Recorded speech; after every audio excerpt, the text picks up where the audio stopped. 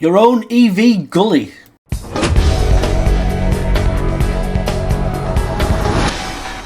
This was Labour's minister, who doesn't have two brain cells to rub together, Heidi Alexander. £25 million available to councils so that they can provide financial support to households who want to put in a cross-pavement gully so that you can safely run the cable across the pavement.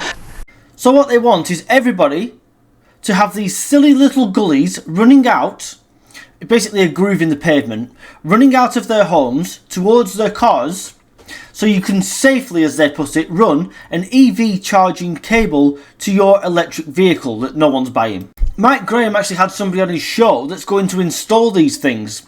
25 million quid, which apparently would cover 12,500 homes. God knows why it's costing so much to put a groove in some pavement. All you need is those little mats they put on TV sets, etc. that cover cables anyway, but let's forget that. This guy was asked, what if it snows? What if it freezes? For example, the cable freezes, which is very likely in winter.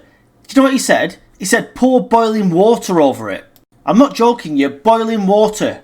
Why don't you pour boiling water over things that are frozen? Like a windscreen, for example, because they crack. If insulation on copper cable is frozen solid and you pour boiling water over it, you're going to crack the insulation. Then you've got bare wires showing. Even the guy installing them didn't have a bloody clue what he was talking about. And what about the millions of homes that are flats, apartment blocks, HMOs? Lots of these people, including streets where you've got terrace houses.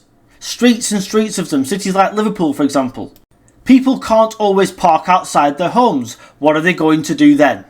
And if you do charge your vehicle at home, it's about 9 hours roughly. I've seen some that take 12, but it does vary. What happens as soon as people trip over these gullies, which will happen by the way? The councils are then going to get sued, aren't they? You'll have lawsuits galore against these councils. I 100% guarantee you that now. Which is going to cost the taxpayer even more. And to settle all these cases, guess what? They'll put your council tax up. Let's consider the criminal aspect to this. If you live in an area that's deprived, for example, if you don't live in a very affluent area like a lot of these politicians do, guess what? That cable will be cut and stripped before you know it. The only growth industry in this country under this government will be people taking copper and weighing it in.